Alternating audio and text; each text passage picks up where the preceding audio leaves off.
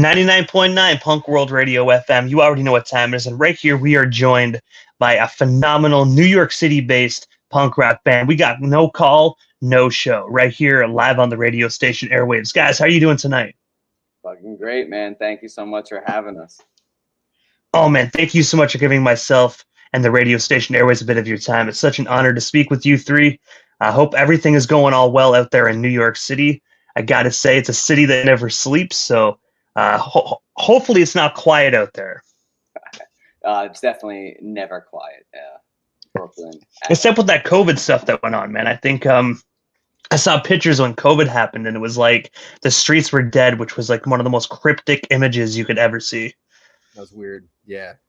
Yeah, it was weird. I mean, another weird phenomenon that happened during COVID was like a lot of people started just walking in the bike lanes in the streets. Like now that's the new sidewalk to like social distance. And as someone who liked to ride my bike, I was like so fucking mad. Riding down Shore Parkway, listening to Cro-Mags, like, what the fuck? I still gotta go to work. But I know you guys are busy individuals, so of course I'm not going to take you away from your evening too long, but I got to take you back to just the beginning of this band, and I have to ask, what is the story behind No Call, No Show? Like, how did you guys actually first meet and come together as one to form a band? Well, you know, I started this band about 6 years ago. I really just wanted to play with some friends, and I wanted to play hard music rooted in punk rock, right? And I had a couple of other people involved in the project, and eventually, as the music evolved, so did the band. Josh and I, we went to college together, but we never played together or knew each other in college. I actually recorded a demo at his studio with the first version of No Call, No Show.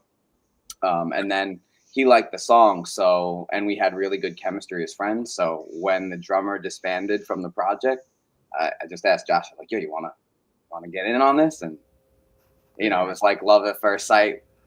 We just really rocked together. And then Paul is the newest addition to the band. He's been playing with us a year now, and it's kind of funny how we know each other. Yeah. So I'm a high school music teacher. His father was my physics teacher. I worked with his father. Now his father's retired. He works at the school. And when my bass player disbanded from the band, you know, I was like, hey man, I know you listen to a lot of metalcore and metal, but you want to be in a hardcore punk band? And he's like, I'm a guitar player, but you know, I'll try it out. And then now it's like a year later, and you know, we're playing some big stuff. We're trying to get on Wacken Festival this year. We're trying to get on Warped Tour this year. We just did a Punk Island benefit yesterday upstate, so it's cool. It's cool. You know, you never know who you're gonna have on your side when you're actually getting it done. And I gotta say, you guys definitely need to get on Warped Tour. I hope that happens, because I saw the Warped Tour list so far, and I will say this, I love pop punk, okay? I obviously do. I'm wearing a Blink hat right now, but with that being said, we need hardcore, real punk rock bands on Warped Tour, okay? It's not all pop punk. We need real punk rock bands. So whoever is in charge of that, we need No Call, No Show on the set list, man. We need some real punk rock in there too. Pop punk's great, but we need real gritty punk rock, New York punk rock at that. So what the hell are they waiting for? Well, you know, it's interesting the way it all works. So if you want to help us out, I'll find the link as we're talking. But all this stuff nowadays, like for Warped Tour, it's a voting platform online, and I can share my link with you through here or through Instagram or whatever. But it's like as many votes as we can get might guarantee us a slot. So it's not always based on merit, which is unfortunate, because you know, we're people have been playing music like 20 years now. You know, we're not like 13-year-old kids. But some of this shit is just like so controlled by social media and all that like hype. So yeah, fucking help us. I'm gonna send you the link in like 5 seconds. You know what I mean? Please share it around, because we want to play. We want to play. And yeah, definitely send it to my Instagram as well, and I'll make sure we share it around the Punk World Radio social medias as well. Awesome. And also, I got to take you guys back to 2021, where you guys actually released your 4-track record titled Punk as Fuck. I was wondering if you can actually tell us a bit more about this debut record, and of course, where can we actually stream it today, 4 years later in 2025, if it is indeed still out there? Oh, it's definitely out there. We're on YouTube. We're on Spotify.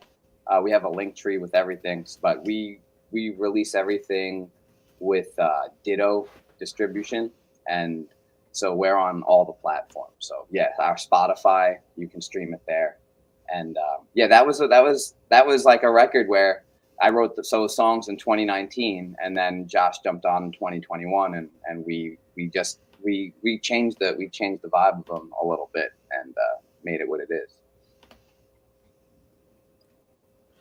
And I gotta say as well, it's definitely a phenomenal project. It's definitely a great way for you guys to actually debut. I found that was actually a great album and a phenomenal debut, man. That album totally kicks ass. Thank you, thank you. And I do know as well that you actually released another single right after that, "The Asshole." It's called actually "Too Punk to Fuck." I don't want to make this all about records, but I just gotta say that is my absolute favorite song by you guys. Oh, thanks so much, man. I wrote that song walking around my kitchen. I was just like, na na na na na na na na na na na fuck, na na na na na na na na na shit, and I was like, yo, Josh, what do you think? And then he's like, yeah. And then we opened the next show with it, and it became a single, and it's just a good time. Mike, can you tell them the story about Fun Time versus the Asshole? Oh yeah, so so to plug our last release Yeah. for Dylan, thank you. In 2024, we did a clean version of that because, truth be told, I was playing. Me and Josh had a gig in Coney Island with No Call, and we know this promoter for like years. Like I was playing his shows when I was like 16, 17, and he didn't want to book No Call because we cursed too much. So I, on the spot, created this version of a song where it's just fun time, and then now we do both, and we kind of like have like a little back and forth kind of thing where we'll play Fun Time first, and then oh fuck, look who showed up and ruined the party, and then jump into the asshole, and now it's like a 2-minute song. I gotta say as well, when it comes to punk rock, like I was telling you guys before we actually went live, you can't censor punk rock. So the fact that some promoters don't like it, the fact that you swear, I mean, come on, man. Like, you know what I mean? Don't make it an 18 plus show if you're that worried about kids coming in there and hearing a bunch of bad words. Like, make it an 18 plus show, and there you go. Well, yeah, and it's funny too because we played that show, and out of respect, I tried to only I was like, I don't think I dropped any F-bombs. I definitely said shit once, but not all the songs are cursing too. There's some songs where I don't curse a lot. It's just kind of like when I get on stage, I've got a filthy mouth, and I can't really control it.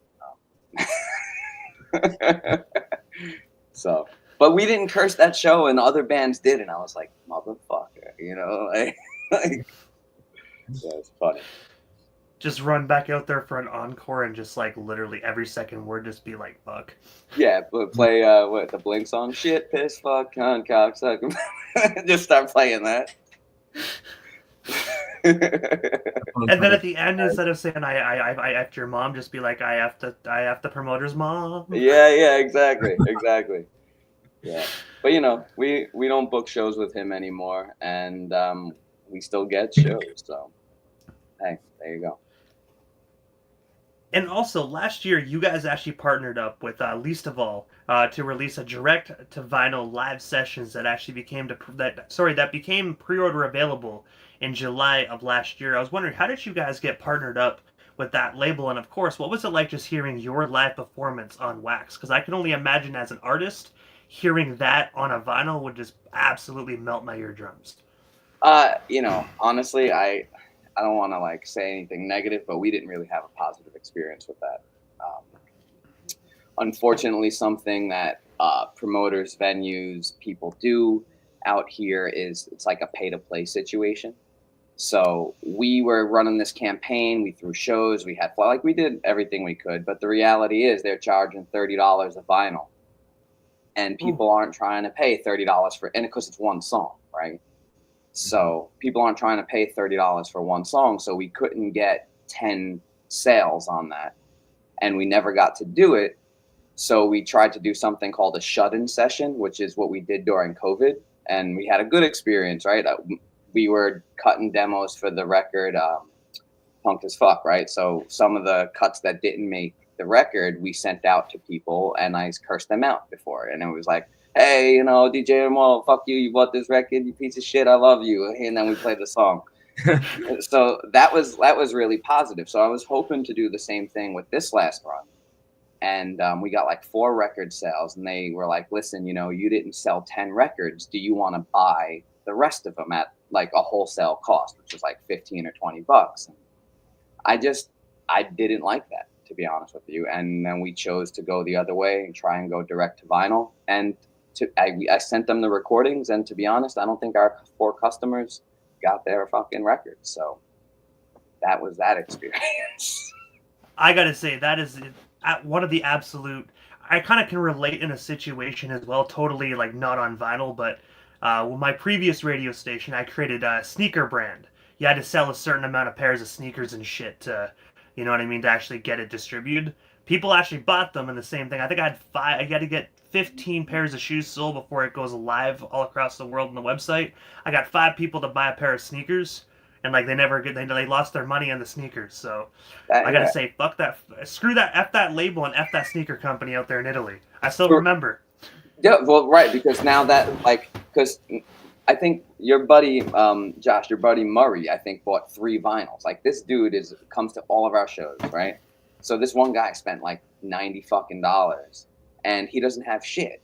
And I'm always like, hey, did you get this? Hey, did you get this? So, and then I emailed like the people there, and I don't know if the girl who I was talking to ain't working there no more or whatever, but I have no idea. So, it's just kind of shitty when that stuff happens, because now it makes like our credibility look like we're trying to fuck people over, and that's not what I'm about here. I give away T-shirts at shows to kids that like us enough. I don't. Yeah, it sounds like a greasy situation, man. It sounds like the label didn't really know how to do stuff. I mean, at the end of the day, if a label's going to put out a record, the label's going to put out the record, man. I mean, I never heard of a label paying to create a vinyl. I mean, I can't even put that in words. It just makes absolutely no fucking sense. Right. Normally it's like, oh, let's put out a run. Okay, cool. And then like you split the sales, or you're under contract or something. But this is like one of those like crowdsourced things. It's like, let's use the internet. And I don't know. I'm just, it's just not. It's not what punk rock's about, and it's not necessarily the best way I think we work. We're very like, personable kind of people.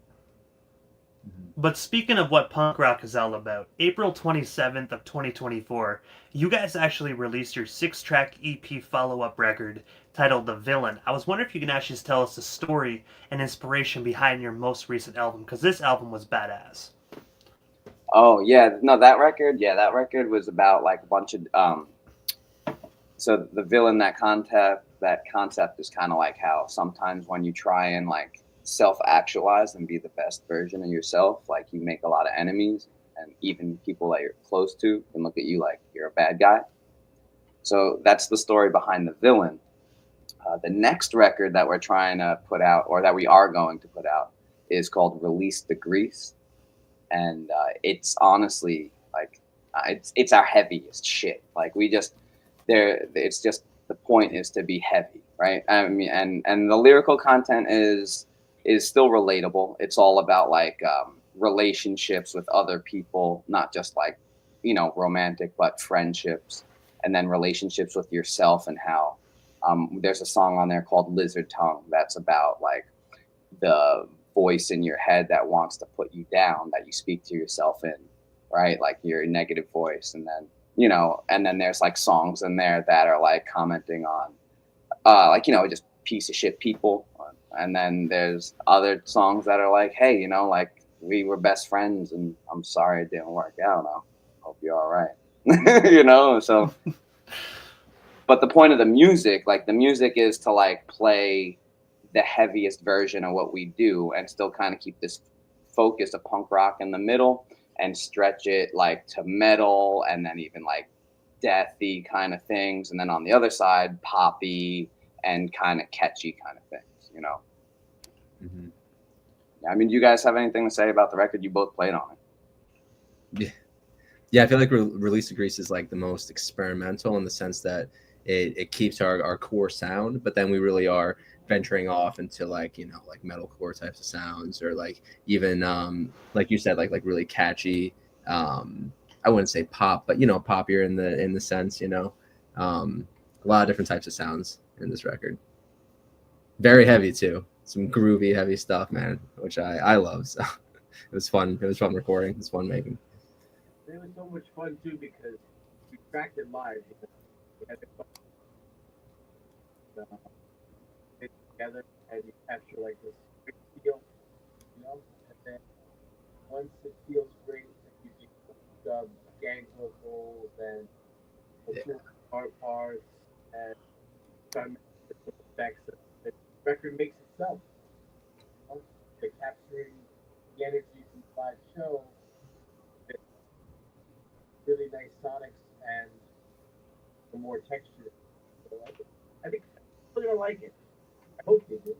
Yeah, I agree. Yeah, like there was a lot of learning that I think we did, me and Josh, in the first two records, right? Because I reformed the band 3 times in the span of like 2019 to 2024. You know, so all of those recordings were done out of my studio, which you see a beautiful mess behind me, and then Josh's place, and we didn't actually record it live. It was like all timed out to a click, like coming from me to him, and we've played the songs a million times. So sometimes Josh would even be like, "Yeah, bro, okay, I had 2 hours today. I banged out the drums." But this one, we were all in the studio, and we spent 2 days just tracking the live stuff. And um, this was the first time in like my recording experience too, where I was finding myself like very happy with it sooner than I was expecting, because I think like Josh, just his studio you see behind him, it's a turnkey environment, and he's like one of the best engineers that I've ever worked with, not just because he's like my friend and my drummer, but he's yeah, right. He's like one of these guys who knows how to bring the essence of what an artist is doing out. So the fact that he's able to like help like me do that, and help us do that together, it's really special. So it's pretty damn cool. Thanks, man. So nice. Yeah, and it's the truth. Everyone that records at his studio says the same thing. Hey, you gotta have a little fun when you're recording, you know? You have to try to capture a moment in time. Right. Yeah. Exactly. That's what we were talking about, Paul. Right. The other day we were rehearsing, and we were talking about, we're adding these nuanced things. Like after you record a record, what tends to happen is you're like, we played shit on the record that's fucking cool. How do we play it live now? And so and then you make more changes, right? And Paul's like, oh, well, are we gonna re-record this stuff? And it's like, nah, man. It's like jazz. It's a snapshot in time, man. And the next time will be a new photo of that. So Yeah. Yeah, man. And when is Release the Grease actually set to actually drop? Like, do you guys have a release date right now, or are you guys currently just kind of discussing the release date? So today, actually, I kind of was looking at what we're doing, right? So we've got this gig at the Bitter End on Thursday, and then we're doing Whackin' Battle of the Bands March 6th, and we're doing Mother Pugs, which is out here that weekend, and then later in the 22nd of March, we're playing Lucky 13s. So I would like to try and release a single from the collection that is Release the Grease, probably between March 22nd and April 12th, because if we win, like it's like everything's a strategy, right? So like if we win the first round of this whack and metal battle, I would like to release a single the day we play the next round. You know what I mean? So people are like, oh, they're doing shit, and they got new stuff coming out. So the song Pestilence is one that is probably our heaviest, sludgiest one on the record, and it's about getting really sick with your family. Like my son's 2 years old, and the last 2 years I have been sicker than I've ever been sicker in my whole life, and I basically was walking around for like months at a time, just like ill and miserable and depressed. So I took all of that and I wrote a song about it. And that shit sounds a lot different from other songs we put out. Like when that single comes out, I think people are gonna be like, "What the fuck is this?" Like, Yeah, it's heavy. It fucks, man. It's really cool. yeah. Like I want to like so my like no call no show, right? The idea is that everything that we do, since we do so many different kind of styles, we're like a crossover kind of band, I guess, right? Where so with the EPs, I try and make them thematic. So you want to go listen to our punk shit? Go listen to Punk as Fuck. Go listen to Two Punk as Fuck, right? Go listen to that stuff. You want to listen to our crossover shit? Listen to The Villain. You want to listen to like our heavy stuff? Check out Release the Grease when it comes out. And I think because we're trying to break into like this metal crowd now too, I think that's going to help us have a little bit of a voice. And also, as you mentioned, this Thursday night, February 27th, you'll be playing at the Bitter End in New York City that is located at 147 Bleecker Street. I was wondering, what can your fans actually expect from this up-and-coming show? And of course, if there is indeed tickets still available, where can we snag ourselves some last-minute stubs? So that's an interesting little show. So I got that gig because I'm a teacher and they're doing this like showcase for DOE teachers. So there's a link that I can share with you, but you can just show up at the Bitter End and pay at the door. Like a lot of these places, you can just show up at the door that day. So it's going to be a 12-minute set in the mix of like a bunch of other people playing, and I honestly don't know what the fuck they sound like. But I will guarantee you that our 15 minutes on stage will be the most intense 15 minutes of your evening. And you will hear Release the Grease played in its entirety. So our set list features the whole record front to back. And I feel like I need to ask this because obviously it's a benefit type thing for teachers. So with that being said, is No Call No Show going to give us the PG version of the set, or are you going no holds barred and show your coworkers how you really fucking rock out? They all know, bro. They all know. Yeah. They all know. I mean, it's actually ironically enough. So Paul is a multifaceted kind of guy. He's a video editor, and he put together our latest video for Home. And we threw a party at a buddy of ours tattoo shop in Bay Ridge. And in that video is a bunch of friends, but also a bunch of coworkers and some administrators that are at our school. So many teachers, admin from the school, and we're just like, fuck this, fuck that. And they're like, yeah. They love it, so, you know. They loved it. You see, like this.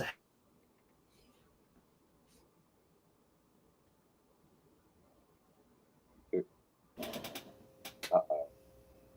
Oh, there we go. My apologies. Okay. There you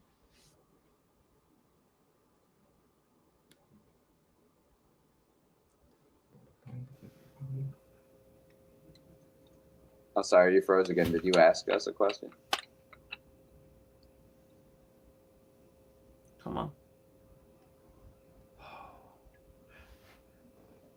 There we go. No, I was gonna say, when you're at the show, you see the 60-year-old principal just like rocking the fuck out like mid stage. Yeah, our school is a funny place. It kind of makes me just want to actually go to New York just to see the vibe of that show, because I want to see some of the teachers rock out, but I also kind of want to see some of them get a little offended. I don't know, man. I feel like I need to come across the border for this. Yeah, I mean, I'll put you on the guest list, man. No problem. No problem. I do think we're gonna try and film it. The Bitter End is it's a legendary venue. Fortunately, I've gotten to play on that stage several times, but I'm really grateful to bring No Call No Show on that stage because it's just such an iconic venue, and I think if we can get our resources together and film it, they have a good soundboard, and if we can put something together, we're just going to release it as a concert on YouTube within the next month. You know what I mean?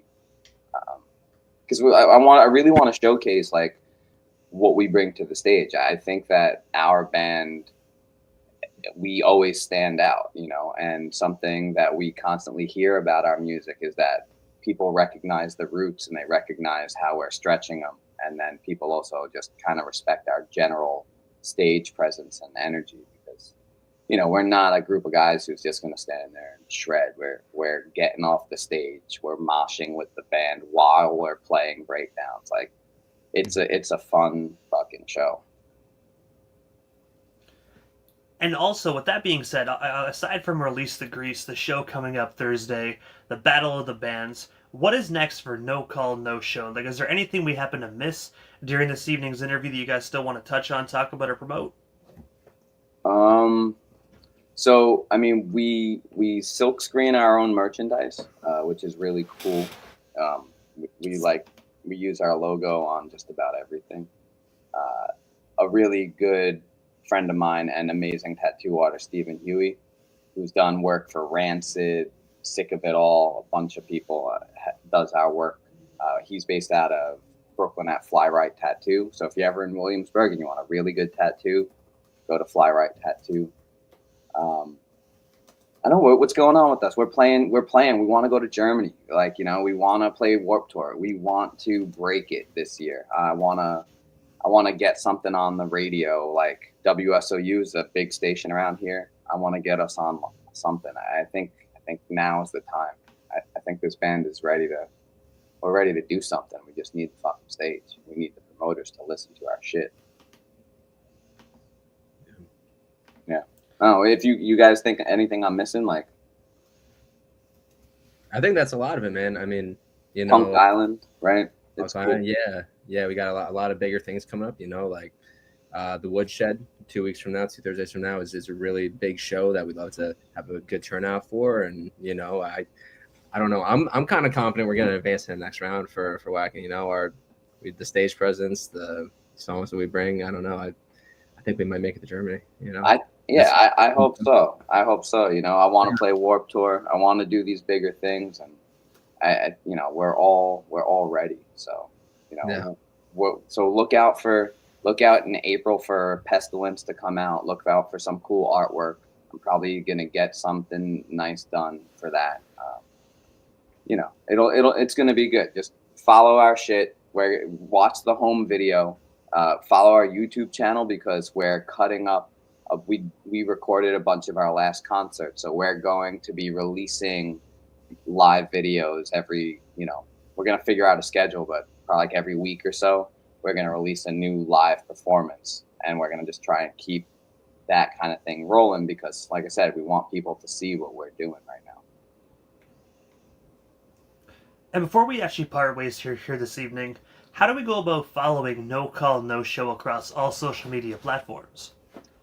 So at No Call, No Show Band is our Instagram handle. If I type stuff in this chat, will you get it?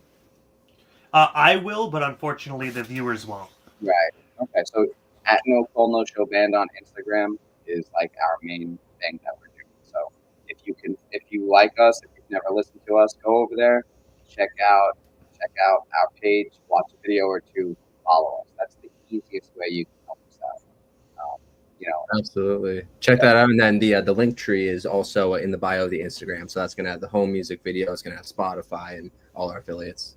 Yeah, exactly. Thank you, Paul. Our Linktree has all the links for all that. It has the ticket link. So if you are in New York and you are listening and you want to come support us March 6th at the Woodshed, you can grab tickets there. But check out that video for home, because it's a cool vibe. It's a boutique kind of listening party thing that we did. And, we always do things differently. So instead of playing the record on the CD, we just played every song we've ever written. It was a crazy night. And it's punk, so it was like 15 songs in like 45 minutes. Like Misfit style. Yeah, exactly, like Misfit style. Yeah. Play 60 songs in the set. 60 songs in 60 minutes. I gotta say, first and foremost, guys, thank you so much for giving not only myself, but the radio station airways a bit of your time. It was such an honor speaking with New York City's finest tonight. Hopefully down the line we can make this happen again sometime soon, but for now, definitely have yourselves a phenomenal night. Thank you so much, DJ Immortal. And let's plan to come back on the show when we drop the record or when we drop a single, just to promote it. Most definitely. I would love to have you guys back on. Awesome. Thanks so much, man. Thanks so much. You're most certainly welcome, Mike, Josh, Paul. Again, have yourselves a phenomenal night. We definitely shall talk again here soon. Be well. Be well. Great, man.